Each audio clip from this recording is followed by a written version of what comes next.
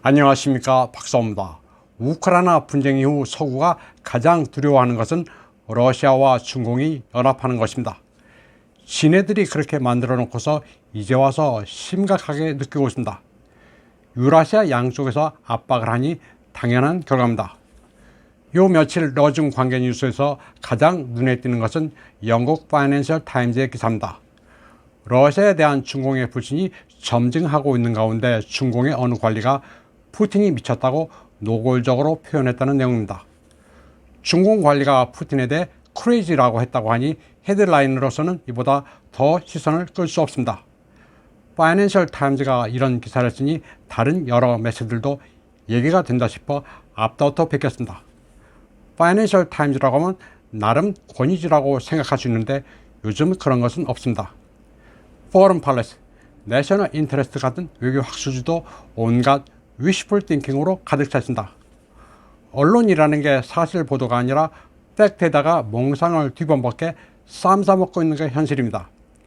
파이낸셜 타임즈는 시진핑이 한 달 전 화상회의에서 러중 양국 간 관계를 심화하겠다고 말했지만 중공 상층부의 일부 인사들은 시진핑의 견해에 동의하지 않을 수도 있다고 전했습니다.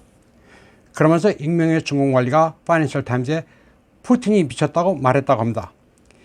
익명의 소식통을 팔면 거의 100% 가짜 뉴스로 봐야 합니다. 파이낸셜 타임즈에 따르면 이 익명의 관리는 중공이 단순하게 러시아를 따라가면 안 된다고 말했습니다. 그러면서 최소한 5명의 관리가 비슷한 견해를 밝혔다고 이 신문은 전했습니다. 시진핑을 비롯한 최고위층이 우크라이나를 침공하려는 푸틴의 속셈을 알아채지 못했다고 보도했습니다. 이 말은 베이징 동계올림픽 때 방중한 푸틴이 시진핑에게 우크라이나 침공 계획을 대충 얼버무림으로써 중공을 속였다는 겁니다. 사실 당시 푸틴이 시진핑에게 뭐라고 말했는지는 당사자들만 아는 겁니다. 정확하게 알려줬을 수도 있고 대충 운만 띄웠을 수도 있습니다.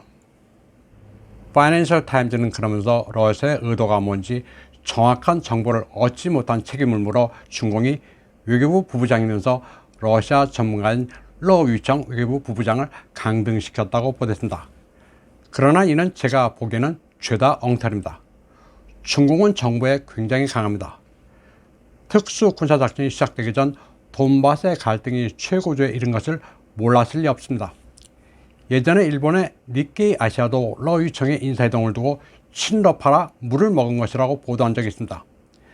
니케이 아시아도 나름 괜찮은 매체인데 요즘 들어서는 영 아닙니다. 러위청이 러시아와 문화에 정통하기 때문에 친러파라면 일본어를 전공한 왕이는 친일파에 맞습니다. 러위청은 외교부 부부장에서 광전 총국 부국장으로 자리를 옮겼습니다. 광전 총국은 TV, 라디오, 신문, 영화, 드라마를 총괄하는 굉장히 힘이 센 감독기관입니다. 따라서 딱히 강등이라고 볼 이유도 없습니다. 영미권 매체는 중공 관리가 푸틴을 두고 미쳤다고 한 파이낸셜 타임즈의 보도가 우크라이나에서 러시아의 포격이 75% 정도 감소한 시점에서 나온 것이라고 떠들고 있습니다. 러시아가 우크라이나에서 추세에 몰리고 있어 중공이 거리 두기를 하고 있다는 식으로 몰아가고 있습니다.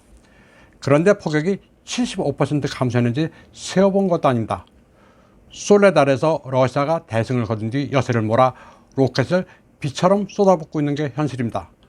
서구 미디어들은 우크라이나에서 러시아가 지고 있는 것으로 중공이 생각해 주기를 바라고 있습니다. 그러나 중공도 바보가 아닙니다. 우크라이나 분쟁에서 가장 어부지리를 취하고 있는 중공이 전황을 모를 리가 없습니다. 중공이 러시아 편에 서면 국제적으로 고립될 것을 우려한다는 것도 착각입니다. 서구가 대러 제재를 취하면서 큰 피해를 본 유럽 국가들이 중공에 화해 제스처를 보내고 있습니다. 중공은 공식적으로 자기네들이 러시아 편이라고 대놓고 선언하지는 않았습니다. 다만 미국과 나토가 유럽에서 러시아를 적대시하면서 이제는 아시아 지역에서 중공을 포위하려 하고 있다는 점을 알고 있습니다. 그래서 전략적으로 러시아와 제휴하고 있습니다. 물론 공식적인 동맹은 아닙니다.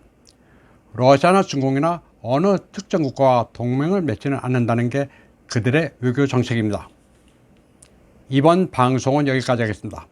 시청해주신 여러분 감사합니다.